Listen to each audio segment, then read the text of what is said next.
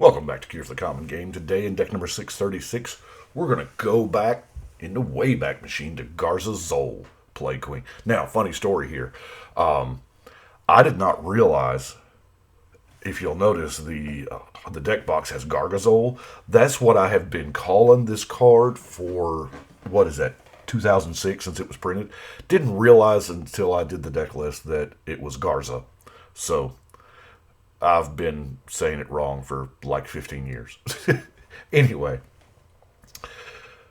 we get a 3-color 5/5 vampire, flying haste. Creature dealt damage by Garzoles, placed into a graveyard, put a 1/1 counter on it. Deals combat. Now, that first ability there is kind of the old vampire ability. If it kills something, it grows bigger. That was the original vampire ability before they started fleshing it out in the day. So, I know this is kind of a break from the Commander Legends stuff that I've been doing, but Commander Legends had a lot of cards in it that allowed me to finish this deck. So, I was randomly looking through it, and I can finish this one. So, I did. This is good old-fashioned vampires. Sometimes you just want to play creatures and turn them sideways. This is that deck. Nothing really, super unique about it. We're just playing vampires. Now, get our ramp stuff out of the way. Pillar of Origins. Of course, there are a lot of other tribal type cards, but this was the one that I had. Some Rakdos Signet, Dimir Locket, Izzet Cluestone, Pristine Talisman, and the Mana Geyser. Now, let's get into the vampire adjacent cards, because there's a ton of vampires. This is a bunch of creatures. Urge to Feed, this is kind of removal-ish, whatever. But getting 1/1 counters on a lot of vampires is I love that this is an instant, so you can play it at the end step of the turn before you, so that you can, you can tap those vampires and then untap with them and not be vulnerable as long. Feast of Blood kind of fit the theme, Also, it's removal-ish. Having 2 vampires is not going to be hard in this deck. Vampires bite. Lifelink is going to matter. And then Blood Tribute. Yeah. Gaining half that life is going to matter a bunch. So, let's get into our vampires, shall we? Ooh, there's a bunch. Stormkirk Captain. Of course, Vampire Champion. The Captivating Vampire. This is kind of in the theme of those Onslaught era champions where you tapped 5 of your tribe to do a thing. So, Bloodlord of Vaskoth. I mean, if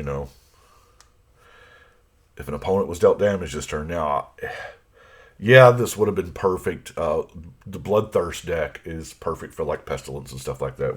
You won't find any of that here, but you just got creatures and vampires and life gaining. We have the new Singear, the Dark Baron.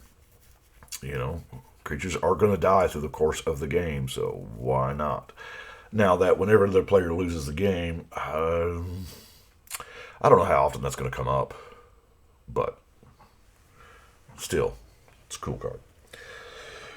Okay, I think now we're just going to roll through them. Epicure of Blood, gaining that life. Bishop of the Bloodstained. Bloodline Necromancer has lifelink. Sign of the Swarm.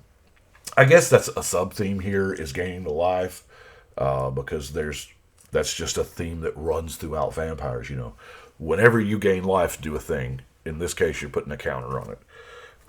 Malakir Blood Witch is just a good old-fashioned win condition. You ever seen those stalemate boards where everybody's got a bunch of stuff and nobody can attack for whatever reason? And here comes the Malakir Blood Witch. Falkenrath Marauders, Stormkirk Patrol, Champion of Dusk. Drawing cards is not bad. Goldraw's Overseer, Khazarov, Defiant Bloodlord. See, like here, You gain life, opponents losing that much life. You know I had to do it, right? You know I had to put a Siegwarth vampire in there with the original art. Because this is the Siegwarth vampire that we grew up on. I say grew up on. I found this game as an adult, but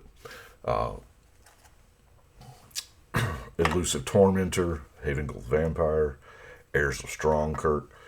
There's not a lot of vampire decks that include both blue and red, although you'll notice there's not a lot of blue in this deck. I mean, there's just not. Falcon Aristocrat. Veto. Gotta have Veto, right? Marauding Blight Priest. The Nighthawk Scavenger. Gosh, I love this card. Lifelink. And of course, it's the upgraded version of the Vampire Nighthawk. Silver Smoke Ghoul. You don't get many zombie vampires. Rakish Air. Herbal Ripper. Malakir Cutblade. Oathsworn Vampire. Null Priest of Oblivion.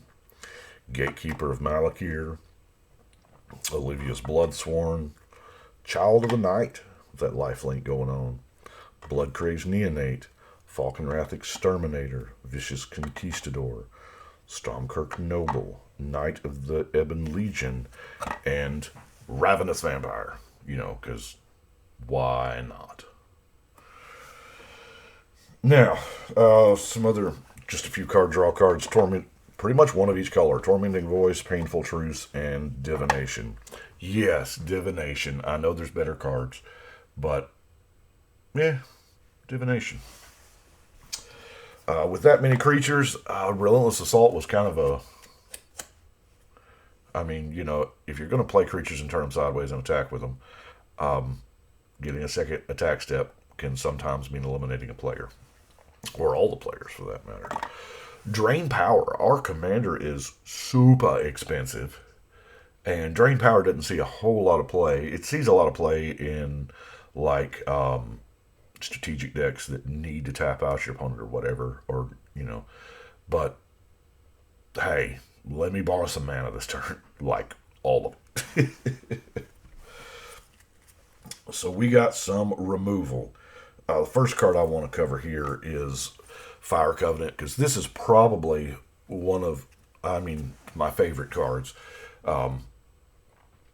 This is really good removal. For 3 and some life, X damage divided any way you choose among any number of target creatures. Now, yes, it's going to cost you some life, but those creatures hitting you are going to cost you some life as well. And it's at instant speed. Yeah, I really, really like the Fire Covenant. I had these because I opened a ton of Ice Age packs back in the day, and I didn't realize until I was listing this deck on Archidect that this thing is as expensive as it is. $5-6, I think, but never would have imagined Ice Age cards being worth something.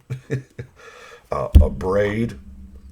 Slave of Bolas, because this is removal. They don't get the creature back. Sacrifice it at end of turn. Epic Downfall, Doomblade, Negate, Murder, and yes, Feed the Swarm. Because this is primarily black and red and blue. None of those 3 colors have enchantment removal options. So Feed the Swarm, this new card from Zendikar Rising, it's like $1.50 common. Man, love it. And that brings us to our non-basic lands, We got stuff like the Pathway, the Riverglide Pathway. There's a bunch of these, so let me bring this up. Shivan Reef, Temple of Epiphany,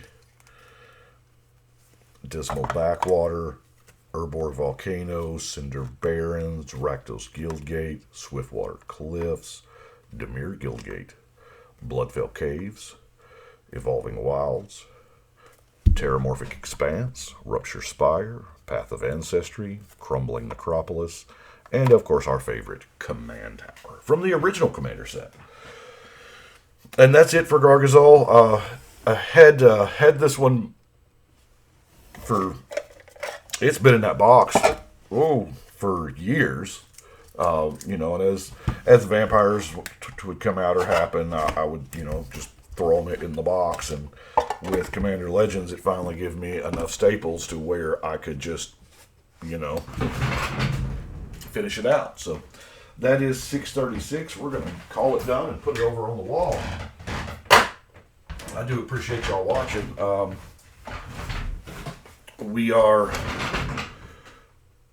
Not to worry, my next deck will be Commander Legends, and as far as the eye can see from this point. But, I kind of like finishing up old decks like that have been kind of just chilling for a while. I've still got a couple that are, super mega theme decks.